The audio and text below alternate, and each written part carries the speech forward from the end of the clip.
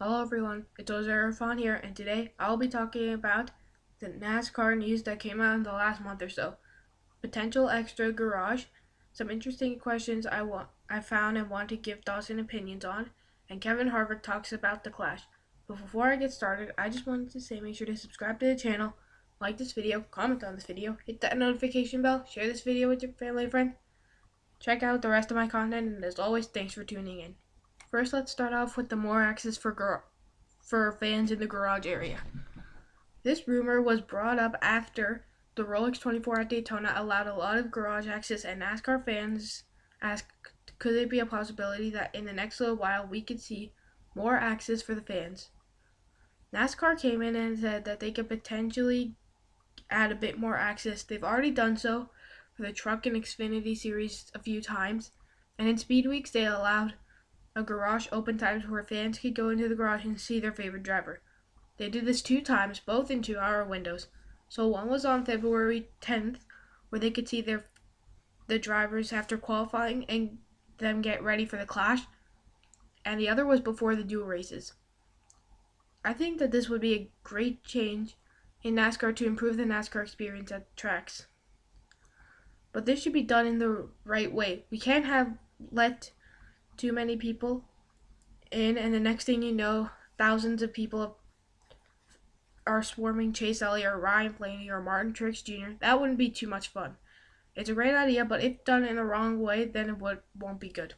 Next thing to talk about was when I was looking for something to make a video on, and I found some questions for the 2019 season, and I wanted to give you my thoughts / my opinions on these questions. The first question is, will the big three from last year dominate this year? If you didn't know, the big three from last year were Kevin Harvick, Kyle Busch, and Martin Truex Jr. Well, I think it's no. 2 reasons. One, because the drivers who I think significantly improved from the beginning of last year to the end, and the big three really dominated only the 23 or so races. I think now Joey Logano and Chase Elliott are both riding solid momentum, and I think that they are 2 drivers that may spoil the big three party. Also, the aero package may allow more winners than last year, so the big three might not win as many races, and maybe Keselowski or Blaney might be solid with this package and be a threat to the big three. Will Jimmie Johnson end his winless streak? I think no. New crew chief is really the main reason, and that Johnson has not won a race since Dover in 2017. And for a 7-time champion, that's not very good. How will these 3 drivers do in their new teams? Martin Truex Jr., Kurt Busch, and Daniel Suarez. Martin Truex Jr. will now be in the 19 for Joe Gibbs Racing. Kurt Busch moves to Chip Ganassi Racing to drive the 1 car, and Daniel Suarez will move to the 41 for Stewart-Haas Racing. I think all 3 drivers will combine to win around 3 to 7 races, all make the round of 12, and Truex has a likely shot to go to Homestead and try to get the championship. Who will have a breakout year in 2019?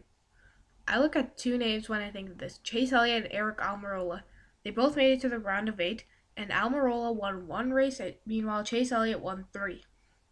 I expect these numbers to improve, and maybe these guys will have a shot at the championship in 2019, and will probably combine to win 4 to 7 races in the season.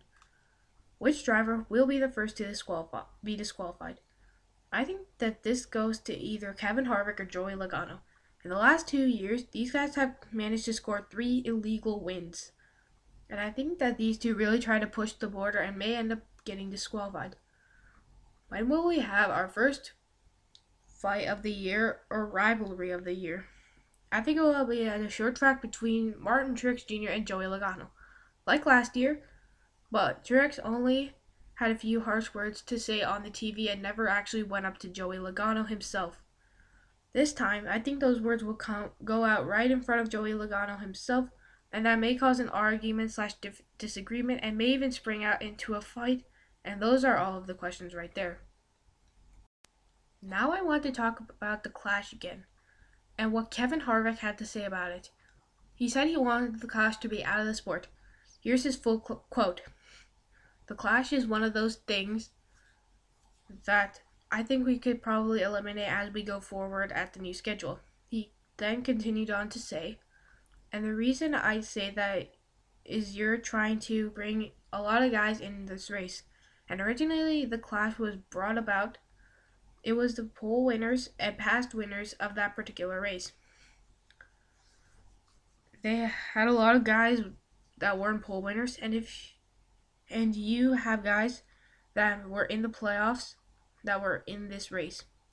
You continue on to say, as we talk about money and saving team owners money, Joe Gibbs wrecked 5 cars. So you look at $300,000 per car. That adds up quick. Eliminating the clash is definitely something we could look at. He also had interesting things to say about the All-Star race. To me, it would be a good idea to combine with the All-Star race. You take the 2 positions in the All-Star race because you're always on the edge of, is that enough cars? Is that not enough cars? But take the clash away, make it a points race, or make it one of those weekends that we take off the schedule. And take the pole winners and give them 2 spots in the All-Star race. And you take the 2 highest pole winners, amount that have won the most poles in the previous year or in the same season leading up to the All-Star race, and give them 2 slots for pole winners in the All-Star race that aren't already in the All-Star race. And that was his full quote.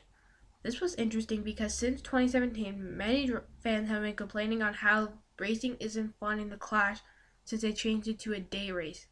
And Kevin Harvick doesn't seem to like it. Then there is a big problem.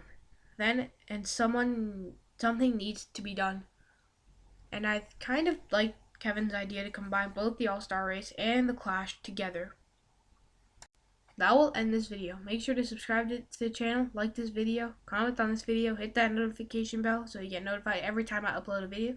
Share this video, check out my other content, and as always, thanks for watching.